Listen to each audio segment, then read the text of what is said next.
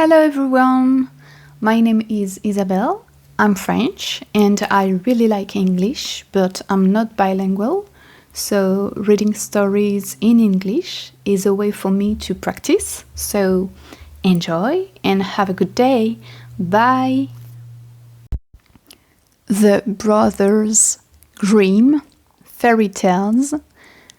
The Golden Bird. A certain king had a beautiful garden, and in the garden stood a tree which bore golden apples. These apples were always counted, and about the time when they began to grow ripe, it was found that every night one of them was gone. The king became very angry at this, and ordered the gardener to keep watch all night under the tree. The gardener set his eldest son to watch, but about 12 o'clock he fell asleep, and in the morning another of the apples was missing. Then the second son was ordered to watch, and at midnight he too fell asleep, and in the morning another apple was gone. Then the third son offered to keep watch, but the gardener at first would not let him, for fear some harm should come to him. However, at last he consented, and the young man laid himself under the tree to watch. As the clock struck 12, he heard a rustling noise in the air, and a bird came flying that was of pure gold. And as it was snapping at one of the apples with its beak, the gardener's son jumped up and shot an arrow at it. But the arrow did the bird no harm, only it dropped a golden feather from its tail and then flew away. The golden feather was brought to the king in the morning, and all the council was called together. Everyone agreed that it was worth more than all the wealth of the kingdom, but the king said, "One feather is of no use to me. I must have the whole bird." Then the gardener's eldest son set out and thought to find the golden bird very easily, and when he had gone but a little way, he came to a wood, and by the side of the wood he saw a fox sitting. So he took his bow and made ready to shoot at it. Then the fox said, "Do not shoot me, for I will give you good counsel. I know what your business is, and that you want to find the golden bird. You will reach a village in the evening, and when you get there, you will see two inns opposite to each other, one of which is very pleasant and beautiful to look at. Go not in there, but rest for the night in the other. Thought it may appear to you to be very poor and mean." But the son thought to himself, "What can such a beast as this know about the matter?"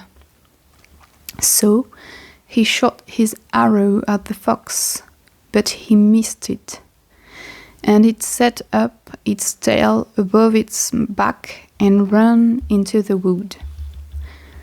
Then he went his way, and in the evening came to the village where the two inns were, And in one of these were people singing and dancing and feasting, but the other looked very dirty and poor.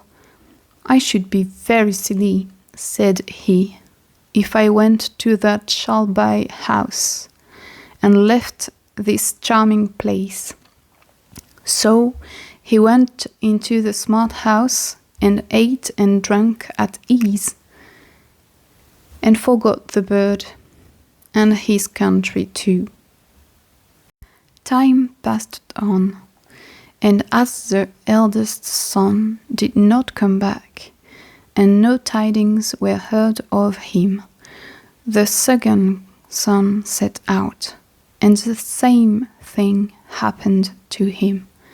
He met the fox, who gave him the good advice, but when he came to the 2 inns, his eldest brother was standing at the window where the merry-making was, and called him to come in, and he could not withstand the temptation, but went in, and forgot the golden bird and his country in the same manner. Time passed on again, and the youngest son too wished to set out into the wide world to seek for the golden bird, but his father would not listen to it for a long while, for he was very fond of his son, and was afraid that some ill luck might happen to him also, and prevent his coming back. However, at last it was agreed he should go, for he would not rest at home. And as he came to the wood, he met the fox, and heard the same counsel. But he was thankful to the fox, and did not attempt his life as his brothers had done. So the fox said, "Sit upon my tail, and you will travel faster." So he sat down, and the fox began to run, and away they went over stock and stone, so quick that their hair whistled in the wind. When they came to the village, the son followed the fox's counsel, and without looking about him, went to the Shalby Inn, and rested there all night at his ease. In the morning came the fox again, and met him as he was beginning his journey, and said, "Go straight forward till you come to a castle, before which lie a whole troop of soldiers fast asleep and snoring.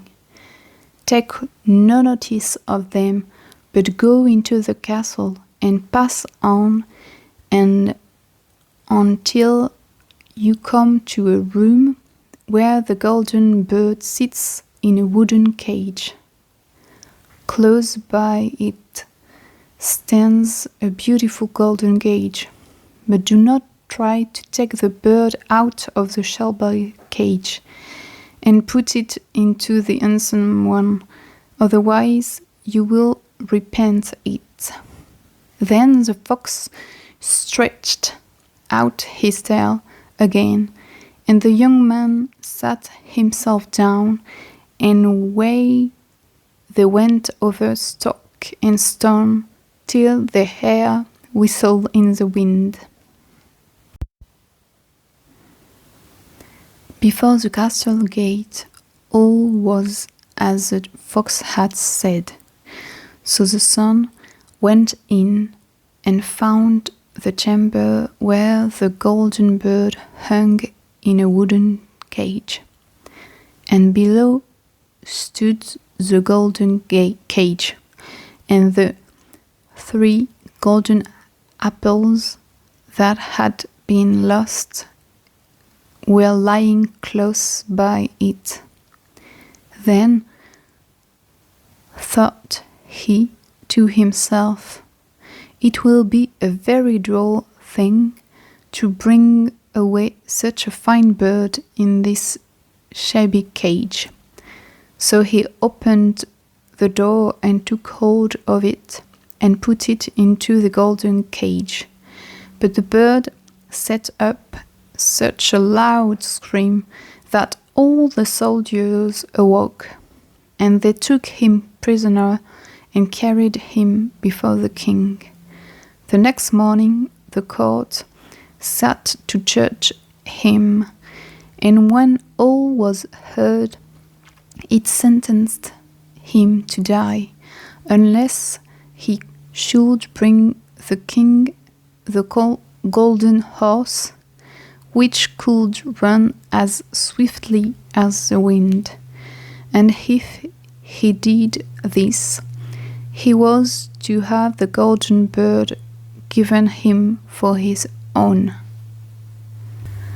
So he set out once more on his journey, sighing and in great despair, when on a sudden his friend the fox met him and said, "You see now what has happened on account of your not listening to my counsel.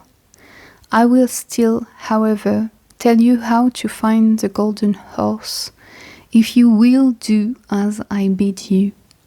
You must go straight on till you come to the castle where the horse stands in his stall. By his side will lie the groom fast asleep and snoring.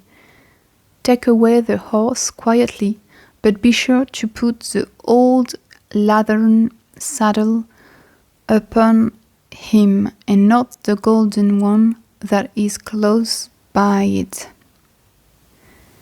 Then the son sat down on the fox's tail, and away they went over the stock and stone till their hair whistled in the wind.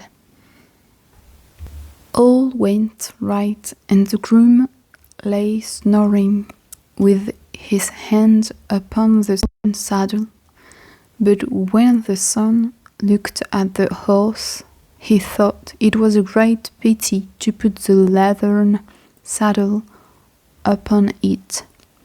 "I will give him the good one," said he. "I'm sure he deserves it." As he took up the golden saddle, the groom awoke and cried out so loud that all the guards ran in and took him prisoner. And in the morning he was again brought before the court to be judged, and was sentenced to die. But it was agreed that if he could bring thither the beautiful princess, he should live, and have the bird and the horse given him for his own. Then he went his way very sorrowful. But the old fox came and said, "Why did not you listen to me? If you had, you would have carried away both the bird and the horse. Yet will I once more give you counsel. Go straight on, and in the evening you will arrive at a castle.